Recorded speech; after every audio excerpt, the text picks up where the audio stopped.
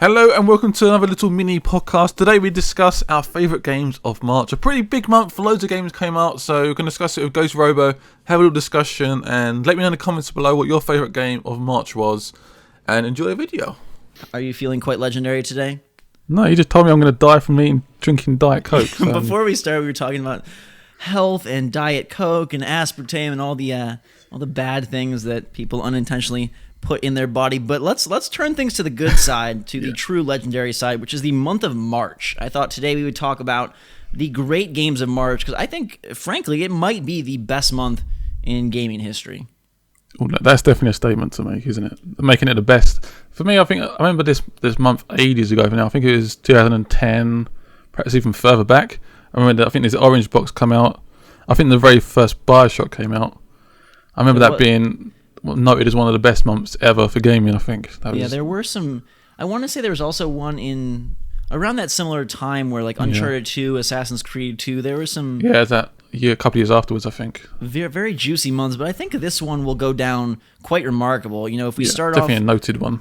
Yeah, with the list, you've got Dark Souls 2, Titanfall, Metal Gear Solid Ground Zeroes, Infamous Second Son. You also have the Bioshock Infinite Burial at Sea DLC. And I'm really desperate to squeeze Plants in there. I know it doesn't quite... it doesn't count, but it's been a good month anyway, with a lot of games to play, and it's been like non-stop. And I like the fact that we've got such an epic exclusive for the PS4, but I'm wondering when the next one is, but we're obviously going to discuss that another podcast or something, another video. The future of Xbox One and PS4 exclusives is slightly hazy, but definitely, like... I love that there was so much variety, too. You know, sometimes we get in these months where you have Battlefield and Call of Duty, or you've got open world, but, like, there was such a great variety, and every game seemed to fit, like, a different mood. I don't know if you felt that way, but it was like, I'm in a Titanfall mood, I'm in a Dark Souls mood, I'm in an Infamous mood, and so you could kind of, I don't know, I felt like it was really nice to jump around and have great fun, like, in all these different avenues. Yeah, you wasn't a big fan of Metal Gear, was you? I mean, that's the only game we've start there. It just, I mean... It was very, very... I'm not sure if you've seen my video, if you guys are watching on Ghost Robo's channel, but I've done the whole game in literally like under 10 minutes. You can literally rush the game, which sort of a little bit of hammer. The first time I'd done it was about an hour and a half, and then I managed to rush it in 10 minutes, which was crazy. I just think it's the biggest tease ever. I mean, Metal Gear is such a big franchise. I thought MGS4 was actually a really cool game. The production values are through the roof. I mean, I still remember that scene where they split the screen. You got Snake fighting here and Vamp and Raiden fighting, Raiden fighting over there. I mean, it's so epic. And then we get this game that's literally 30 or 40 minutes, basically a demo. And I just felt like it really... I mean, they were explicit about what it was, but I still feel like it was such a tease and such a kind of low move, because the typical Walmart customer probably isn't going to know that, hey, this is just a very tiny slice. Because it was still fairly pricey. I mean, the PS4 version over here was still £25-30. I mean, it wasn't like a cheap game as such either. It wasn't like a cheap download. It felt like it was almost like a prologue, where I think it perhaps would have suited like coming out just before the launch, like perhaps like 2 months before. It'd been like $10 or something. I don't know. What I heard people compare it to was, I don't know if you remember Case West, or was it Case Zero? One of those things from Dead Rising 2, where they released it prior. It was like a $5 download, and it had 30 to 60 minutes of content, and nobody complained about that. It was a great way to get people like, hey, I remember this franchise. Hey, I remember the fun that's here, and let's see some of the improvements of the engine, of the controls. That is what this feels like to me. Then it feels like Konami is desperate for cash or something, so they cash in and sell it for $30-40. I don't know. I liked what I played, but it just soured the whole experience for me. I mean, even like we used to get those magazines, those old magazines. You get like the demo disc in them. Yeah. The Metal Gear 2 one was, the demo for that was 30 to 40 minutes. That was just a demo on the disc for the PS2, which is. And if you think about like PC demos or stuff like that, where you get like a multiplayer demo, sometimes I know, before I bought a bunch of games, I would just play the demo over and over again. And to have something like this, I mean, I know there's some side ops, but I don't know. It was a huge letdown. Let's not stay on doom and gloom though. Let's talk about the sort of twin exclusives, Titanfall and Infamous. Both of those, they're so different, but I think equally important in their own way. And I'm curious, just right off the bat, if you have a favorite.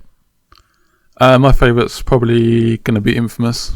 I like Titanfall a lot, but I feel like I can't go back on it now. I just feel like I've sort of hit that wall where I don't need to go back on it anymore. It's weird, I know, because I'm playing with like friends and stuff. It's fun. I'm enjoying myself, but I feel like this. It almost feels like it's Call of Duty's got a bit more of a drawback for me. I don't know why that is, but do you think it's that it's this game specifically, or do you think it's that the first person shooter genre in general is just so stale that it's hard for us to grab on? Because Titanfall really does do a lot of things different. We had nothing but glorious things to say about it when we play it. I still think it's so much fun. Every person I show it to enjoys it, but you're absolutely right that it feels like, if you remember like Modern Warfare 2, Black Ops, when those games hit, they like hit. They were there for months and months and months, and it feels like almost everybody's already like forgotten about Titanfall. I mean, for me, like as a YouTuber, it's I'm not talking about this, but people don't like watching it either. It's not like a watchable game either. It's very, very odd. But stuff like I was talking to someone the other day, and they were saying it lacks that sort of one-on-one encounter that like Call of Duty does, where you're sort of it's almost like a sort of duel match that whichever you meet someone in a corridor, and you sort of like a bit of a duel. Where this one's a bit more like the Titans feel a bit.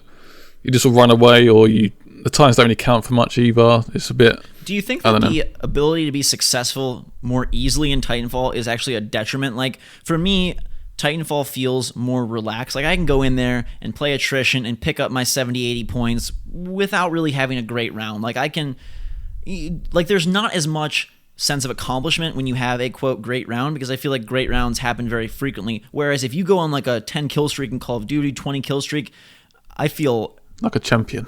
Right, like a MLG pro. Yeah. And I almost wonder, it's so great that you have a game that everybody can, enjoy and it's a fun time, but I almost wonder if somehow subconsciously that's like a negative point against Titanfall. I just feel like I enjoyed my time with it, but I feel like I've almost done with it, and that's not good. Sad. I played the PC version, which again looks incredible, and it is slightly more challenging on there. I do find it slightly more difficult, whether it's because people using like the keyboard and they've got faster reactions, but it is definitely more difficult on the PC. Where I go on the Xbox One, I do tend to come first without being too big-headed. I just tend to be like come towards the top of the leaderboard, and it's not really much of a challenge. But I don't know.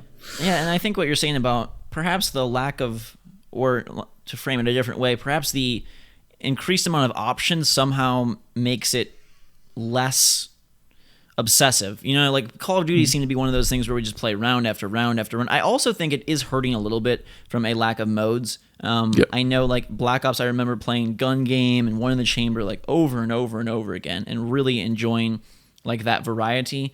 I also think that the speed at which the game moves kind of downplays the maps and like memorizing the maps or having favorite places, because you're bouncing around constantly.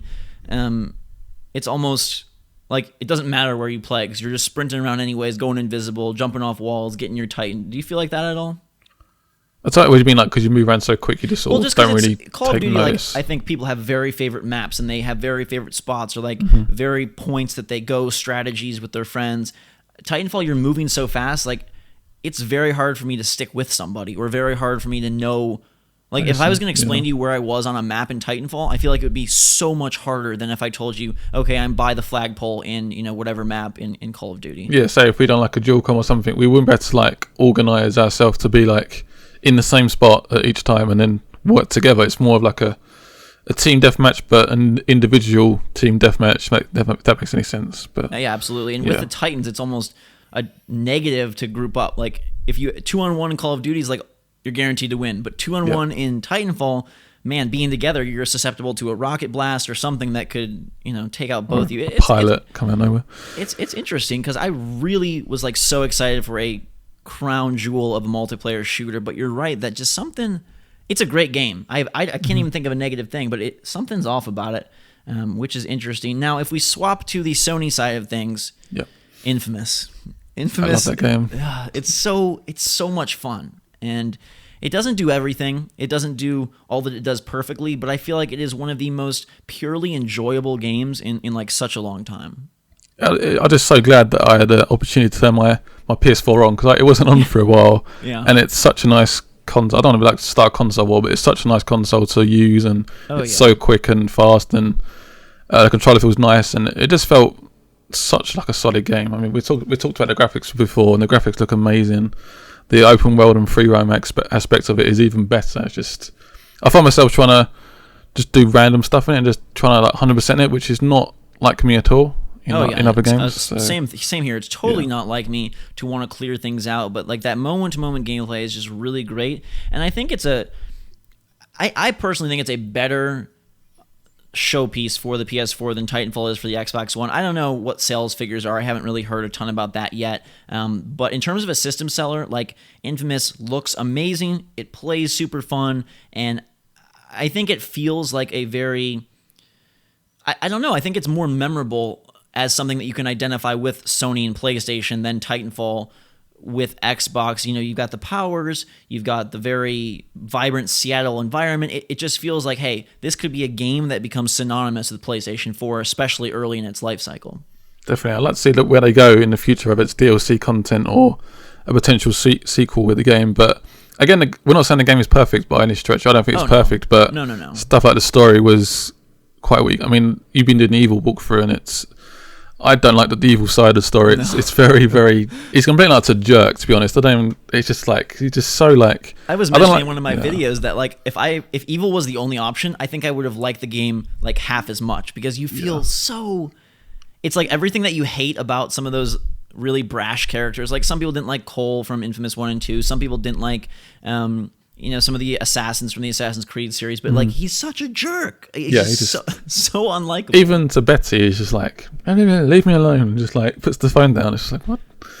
I think they could have done a little bit more with story, and that's something I want to touch on after we talk about this next game, which is Dark Souls 2. And Dark Souls 2, I mean that brings up so many emotions. Like every emotion that you could spot on a wheel, like I feel about Dark Souls 2, and it's one that like I was so excited for going in, and I know you were really eager to try it as well. And now that we've played a bunch of it, I think it'd be interesting just to let people know where we're at in terms of the game and also our experience and feelings on the whole adventure. I mean, I got to a point where I've got to this boss. I can't remember because it's the Sentinels. Ruined Sentinels, yeah. Yeah. I mean, I've done it tried about 4 or 5 times, and I just feel like I just want to like shoot myself when I'm playing it. It's just so frustrating to play sometimes. I think the camera just goes jerky. This particular bit is where you jump down from a platform, and then you the camera just goes dodgy for me, and I feel like when you die as well, this game is more like about trial and error. You make mistakes, you want to try again. And I feel like it punishes you for dying, which is, I know, sort of makes a bit of sense, but for me, that game, you die so much, you get punished, it takes away your life. It's like, come on, give me a break. Now it's now going to be a harder experience for me to do. I've got to try and get my souls back, and I just feel like I'm getting, it's like a constant like, ugh. But then once I do the boss, it's like such a... Oh, there's no better feeling. Yeah, it's like I literally jump out of my chair like, yeah. Yeah, I feel like, I feel almost bipolar about the game, because on one hand, I feel like this game is the most brave game of the month. It is the most gamer, like core gamer game of the month. It's taking the most chances. It's the longest, the meatiest, the most intense. And at other times, I feel like they are relying so much on trial and error, so much on unexpected surprises that it's almost like pointless. Like you're saying, like you basically have to do everything multiple times, not because it's hard, not because it's, well crafted, but just because it's like, you can't possibly know what's coming. Imagine if you were playing Infamous and all of a sudden a giant robot appeared in front of you and stomped on you. Like, yay, I died. Who cares? So I'm a lot farther than you right now, and I'm still enjoying my time with it, but it's a really interesting game because I think it does things that no other game this month does, which is it really expects a lot of the player. It's one of the only AAA games, and thank God it's AAA now. I feel like it is. It's selling a bunch and so much. Demon Souls was kind of like this creepy little, weird thing from Japan, and now terrible Dark Souls mechanics 2. and stuff. Right, it was like, what is this odd game? Nobody knows, and now Dark Souls 2 is like a big mainstream thing, but it expects so much of you, and it doesn't hold your hand. It doesn't tell you anything. You can ruin the entire game for yourself at any point, and I don't know. Does that seem? Do you view that as stupid or brave? I see it as being brave. I mean, it does come. It's a AAA game which is. I feel like this day and age we're so like the games are so much easier these days. I remember playing back on like the PS2, the PS1 era, particularly for me, where I really got into games a lot. I felt like the games were like so much harder then, and I was dying, and I was coming back and doing checkpoints. Where I feel like now I'm not really dying too much in games. I mean, Infamous Second Son, for example, I died, I guess, a few times because the enemies just flock at you, and it does get a bit overbearing. But compared to like Dark Souls, where it's so properly like hardcore, you have to like do everything over and over and over again. You just got to keep practicing, leveling up, and just it's definitely rewarding, but I feel like sometimes it punishes a little bit too much. It puts the dagger a bit quite hard and twists it a little bit as well, and so you got this really like pain in your chest. Yeah, it definitely is painful. It's one of the only games that makes me like sweat and scream and yell. And at the same time, though, I feel like that is what defines it as this really great game, because most games these days are like sort of an amusement park ride. You're along for the ride, you're doing the stuff, sure, but it's basically carrying you through the experience. You know, even something like Infamous, like you said, you die a few times, but for the most part, you're going from here to there and doing the missions, and not much is stopping you. It's kind of like, let's enjoy the ride. Dark Souls 2 is very much like you could buy that game, play an hour, and never go farther. Or you could spend ages just wandering in an environment. Like, I feel like very much so you are playing against the game in Dark Souls rather than with the game. Does that make sense? Like, I feel like the enemies are almost like real in that game because they're it's so against you, you know. Yeah, you it's so punishing, isn't it? When you do, I don't know, stuff like when you're doing that boss, you just get flicked into the lava so easily. It's just like, oh man. You have to really work at it though, and like you could go a different path or here, and I think that to me that's what sets it apart, is that it's very unique. It doesn't rely on many of the tropes that current quote big games rely on. And it's also an interesting comparison. You take something like Titanfall, people kind of were questioning, is this worth $60 being multiplayer only, no real campaign, the campaign that's there is pretty crappy. Dark Souls 2, like, I've put hours upon hours, 40 plus episodes into that game, and I'm not even at the halfway point. That's a bit, almost sounds a bit too long, because I think this sort of game should be a long experience, but not like drawn out, if that makes any sense. It feels like it's starting to become a little bit... When you said you're only halfway, I was like, wow, I feel sorry for you a little bit. The only thing that the credit I give it is like, it's not putting you on fetch quest. It's all new environments. And, you know what I mean? So there definitely is a balance of like, oh my God, I'm done with this game.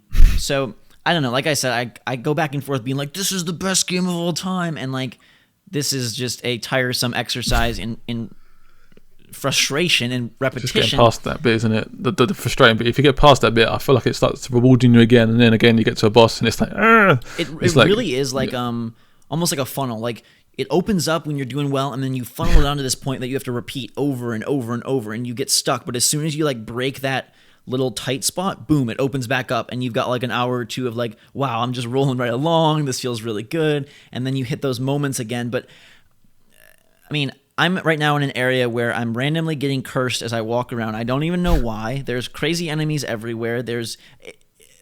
I love it. I love it so much. And I think that it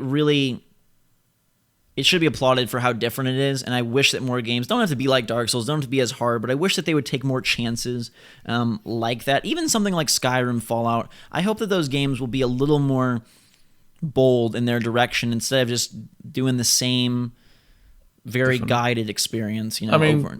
If you like, I sound like you wasn't as frustrated with the first game though. It feels like you perhaps enjoyed Dark Souls, like Dark Souls 1, perhaps a little bit more. Was it a little bit less, sort of, not cheap? Cheap's not the right word, but I mean, it's like, I don't know. It feels like perhaps Dark Souls 1 was a little bit more lenient in some ways. Yeah, people have talked about the difficulty of 1 or 2 are harder. Or if it's like, oh, you've played 1. I do feel like it suffers a little bit from fatigue in the sense that determination doesn't last forever. So like in Dark Souls 1, like you get killed, you want to go get your souls, you lose them. No, it's terrifying. And then like you have more of a drive because it's the first time you've done it and you want to prove that you can conquer this game. Now doing that a second time, even though I feel like it's a tighter game, a better game, there isn't as much motivation. Does that make sense? Like it's not like a clowning glory of and because you've done it before, sort of thing. Right, because I've done a lot of it before. I mean, it's like the first time you played a multiplayer shooter and the first time you got like that epic kill streak and got some, you know, crazy thing. You know, it would feel really monumental. But then if you've gotten 50 kill streaks, it's like, oh, I did good and I'm proud of it and I'm happy. But I feel like that your first moment with Dark Souls can't really be replicated. I don't know. It's really interesting, and it kind of leads us into our favorite game of the month. And I do have to say, though, that none of these games grabbed me like 100%. Like, they were all very, very I know what you mean. fun, but like, I think about my time playing The Last of Us or even BioShock Infinite, where like I was so desperate to play more of that game, I didn't want to do anything else. And all these games were fun, but I mean, do you know what I'm saying? Like, none of them, I don't know if it's, do you think it's because they lacked story? Like, none of them really had a great story. Do you think that's I think me and you both like a really good story and like solid gameplay, where perhaps these games had one of those and perhaps not the other one, where Dark Souls is obviously purely gameplay focused and Infamous is almost, I say, free roaming gameplay focused, and obviously Titanfall is multiplayer, so Metal Gear has like literally no story in it at all, really. Let's not talk about that. Well, there's the creepy cutscene at the end with the girl exploding and whatever else. That was weird. So gross. Yeah. I have a second bomb in me. Yeah, I couldn't believe that. Like, when I first played that section, I didn't think anything of it. But then when I rewatched it, I was like, I cannot believe they did that. Like, what? It's just so gross and like creepy, and like they put a second bomb in my, and then she doesn't say it and she blows up, and it's just like, really? Are they referencing where I think she's referencing? Yes. Or that's what I'm. That's the. I think that's the impression everybody else is taking, which is just like, really, like. Don't say it in the comments. Really? No. Really? But yeah, I think that story just characters and stories like endear us to games so much, so incredibly much. And we mentioned this in sort of our last mini podcast about open world games are great because they're a lot of fun, but we don't want next gen to be entirely about creating the biggest world. Those focused experiences, I think they stick with you more. And nothing against these games at all, but just, I don't know. They just didn't. I was looking for one of them to be like, you know, bow before me. I am the great game that you will play for hours upon end. And they were all missing that special ingredient, I think. Yeah, where Last of Us was. I mean, even the DLC, for example. When was the DLC? Was that February? Left Behind. Wasn't it? Yeah, was that February? So it wasn't March, was it? Goodness gracious! I think it was February. I'll look it up real quick. Left Behind. But yeah, generally, The Last of Us just stuck in my head. I was constantly thinking about the ending of it and the story in it. Joel as a character, Ellie as a character was just so. I can't even compare them to like another story game where I can't think of one. Not in recent history, anyway. We're almost like so jaded now by The Last of Us. Like, I feel like we talk about it all the time. Like, was that as good as The Last of Us? Was that as good as The Last of Us? We can't compare Dark Souls to The Last of Us. We're just saying I think we both like. In our opinions, I think we both like story in a game. Oh, totally. Yeah, I was just saying none of the games hooked me as much, and I don't know. I guess I have a very fantastical mind, so I like get really wrapped up in world. I'm like, I want to know Joel and Ellie. I want to be their friend, and I want to. Well, perhaps not Joel's friend. It came May out, just kill us. It came out February 14th, Valentine's Day, so it was a February game. But honestly, like, I was more intrigued to finish Left Behind faster than I was any of these games. I think it's the story factor. Nonetheless, though, we got to pick a favorite. So, favorite game of March. You got Dark Souls, you got Metal Gear, Infamous, Titanfall. Where do you fall? For me, it's got to be Infamous. That's the game I sunk probably the most time into. The game I enjoyed so much. I couldn't get myself off that game. I had a day off one day, and I was just like, I have to play this game.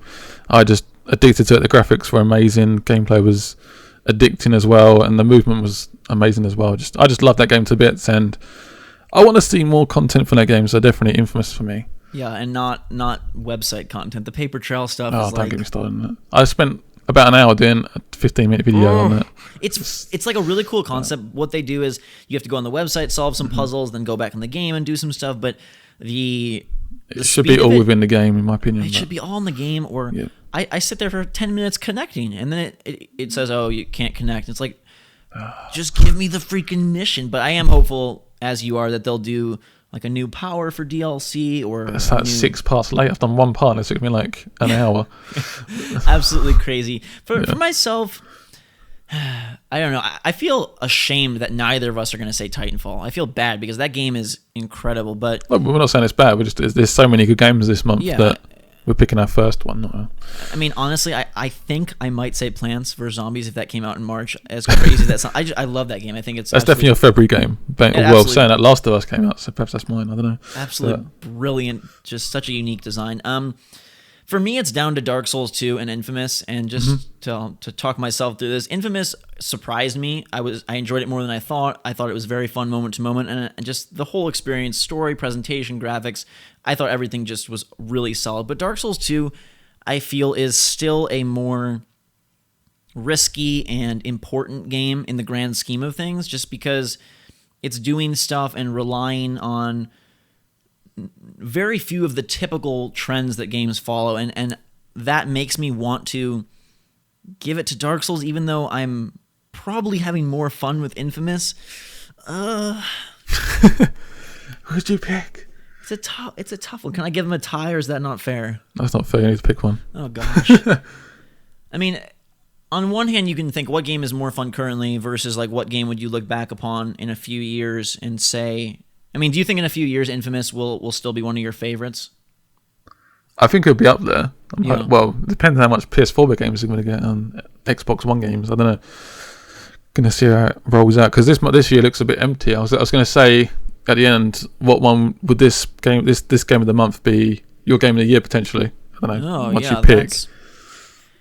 That's an interesting thing as well. My gosh, I can't decide. Infamous. I'm trying to think of like which one would I rather. Like, which one would I, if I could only play one, which one would I guess then from that standpoint, it's probably Infamous. I don't know. I'm still not done with Dark Souls, so TBA on Dark Souls, TBD, I guess, on that. But right now I will say Infamous, just because it's a complete package, and I really enjoyed it every moment, which is great for Sony. Like, kudos to them on having a next-gen game that really delivered. I mean, right? Like, that's definitely, yeah. That's a huge deal early on, and it's a decent ways into the console cycle. I think we can both safely say that the PlayStation 4 is the more usable console. Definitely. Not saying it's the best or the games are so great, but exactly. But we're just saying I'm saying I just find the PS4 console. If I was to pick one now, after playing both, I'd definitely pick the PS4 over it, just because its usability is so much better. And I think now Infamous gives us a game plus to pin that to, yeah. right? Before we could say, the PS4 is more usable, but games like whatever. I think Infamous is a must-play experience, and especially from a visual standpoint, you can't experience that anywhere else. So, all right, I'll give it to Infamous. I feel really bad about Dark Souls 2. Maybe I'll rescind and have a recount later on. One thing I do want to see is like Dark Souls next gen. If they really just plummet money into that game, just loads of it. That's a difference too, because think about that comparison. If Dark Souls looked like Infamous, that could be a real interesting thing. So gorgeous and frustrating at the same time. Yeah, frustratingly beautiful, like most of the. Oh, never mind. Anyways, you guys, we'll let you guess where that's going. Thank you for watching all the way to the end of the video. It means a lot. It's quite a big video for YouTube, so we appreciate it as always. Let us know in the comments below what your favourite game of March was. Give this video a like and check out Ghost Robo in the link description below. And I will see you again for some more mini podcasts. Bye bye.